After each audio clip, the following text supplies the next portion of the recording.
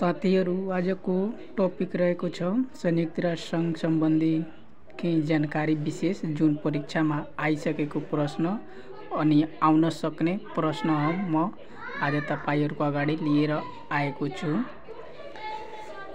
सबैभन्दा पहिला संयुक्त राष्ट्र सङ्घको स्थापना सन् 1945 अक्टोबर 24 गते भएको हो। यो तपाईहरुलाई पनि थाहा छ। यो आउँछ भने तपाईहरुलाई पनि टिक लगाइदिनु होला। तर यस सम्बन्धी सबैभन्दा बढी केबाट प्रश्न सोध्छ कसरी सोध्छ भने म तपाईहरुको लागि इम्पोर्टेन्ट क्वेशन लिएर आएको छु। हामीलाई थाहा छ कि संयुक्त राष्ट्र सङ्घमा 6 वटा अङ्ग रहेको हुन्छ, जसको बारेमा केही जानकारी गरौँ ल। सबैभन्दा पहिला महासभा रहेको हुन्छ। यसबाट आउन सक्ने प्रश्नहरू। महासभाको पहिलो बैठक सन् 1946 मा लन्डनमा बसेको थियो। यो आइसकेको प्रश्न हो। प्रत्येक वर्ष सेप्टेम्बरको तेस्रो मङ्गलबार बस्छ। यो पनि प्रश्न आइसकेको छ। राम्रोसँग हेरेर जानु होला। पहिलो अध्यक्ष बेल्जियमका पाउल हेर्नी स्काफ हुन्। अनि महिलामा सोध्छ महासभाको पहिलो अध्यक्ष भने भारतका उनी हुन् विजया लक्ष्मी पण्डित। यसबाट यही 4 वटा प्रश्न राम्रोसँग हेरेर जानु होला। यसबाट आउन सक्ने धेरै सम्भावना छ। दोस्रोमा सुरक्षा परिषद। सुरक्षा परिषदको सदस्य संख्या जम्मा 15 वटा हुन्छ, जसमध्ये स्थायीमा 5 वटा र अस्थायीमा 10 वटा हुन्छ। स्थायी सदस्य 5 वटा अमेरिका, बेलायत, रुस, फ्रान्स, चीन रहेको हुन्छ। यो 5 वटाको नाम याद गरेर जाने। क्रम पनि सोधिदिन्छ अनि सोधेको पनि छ पछाडिको एक्जामहरुमा। स्थायी सदस्यको कार्यकाल 2 वर्षको हुन्छ। यो पनि आइसकेको छ। टाइप 2 मा पनि आउन सक्छ। स्थायी 5 सदस्य राष्ट्रलाई भिटो प्रयोग गर्न पाउँछ, अस्थायी सदस्यहरूलाई पाउँदैन। यो दिमागमा राख्ने। यो टाइप 2 मा सोध्न सक्छ। सबैभन्दा बढी भिटो प्रयोग गर्ने देश रुस हो।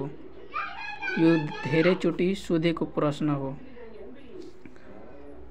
सबैभन्दा पहिलो भिटो प्रयोग गर्ने देश सबैभन्दा पहिलो बेलायत हो। अनि सबैभन्दा बढीमा सोध्छ भने रुस। यहाँ कन्फ्युज नहुनु होला। अनि पहिलो सोध्छ भने बेलायत। तेस्रो अङ्कको नाम आर्थिक तथा सामाजिक परिषद। यसमा सदस्य राष्ट्र 54 वटा हुन्छ। सदस्यहरूको पदावधि 3 वर्षको रहेको हुन्छ। यसबाट यही 2टा इम्पोर्टेन्ट रहेको छ। अन्तर्राष्ट्रिय न्यायालय चौथोमा अन्तर्राष्ट्रिय न्यायालय। यसको प्रधान कार्यालय हेग नेदरल्यान्डमा रहेको छ। न्यायाधीशहरूको संख्या 15 वटा र एउटा देशबाट एउटा मात्र न्यायाधीश बन्ने गरिन्छ। अब अरु यसको अन्तर्राष्ट्रिय न्यायालयको पदावधि वर्ष 9 वर्षको हुन्छ। सचिवालय 5 नम्बरमा सचिवालय आउँछ। यो संयुक्त राष्ट्र सङ्घको प्रमुख प्रशासनिक अङ्ग हो। यो पनि टाइप 2 मा सोध्न सक्छ। यसको प्रमुख महासचिव हुन्छ। पहिलो महासचिव सचिवालयको पहिलो महासचिव ट्रिगवेली सन् 1946 देखि 1953 सम्म उहाँ हुनुभएको। यो इम्पोर्टेन्ट छ धेरै।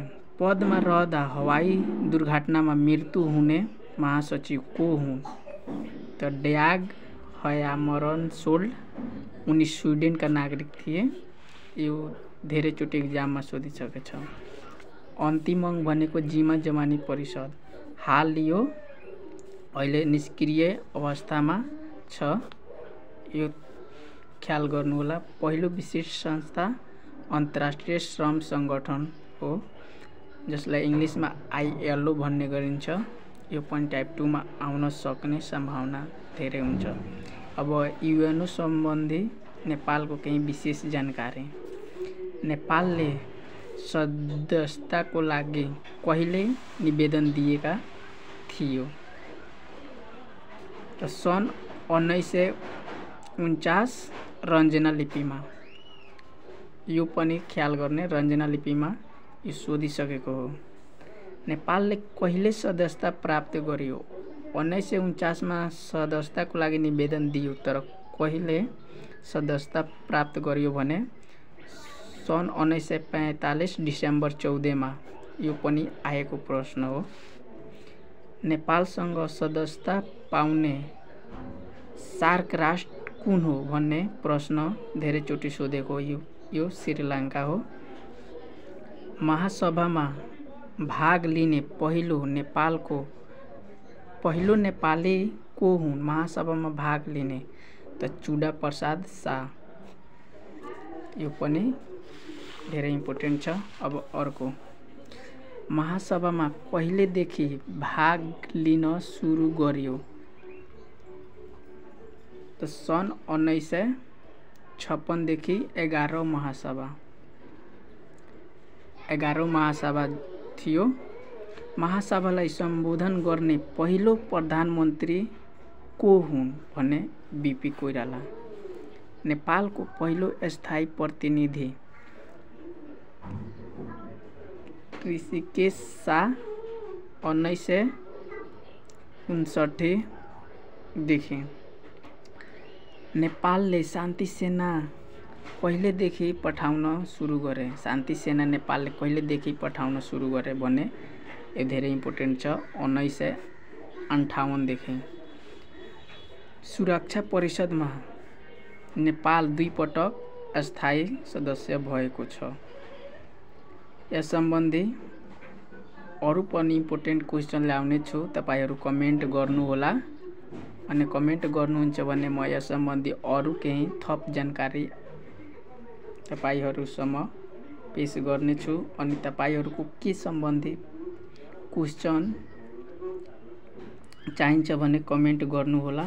अनि भिडियो राम्रो तपाईहरुलाई लाग्यो भने सब्स्क्राइब, शेयर, लाइक, कमेन्ट सबै गरिदिन। अरू पनि साथीहरुलाई यो भिडियो शेयर गरिदिनु होला। All the best.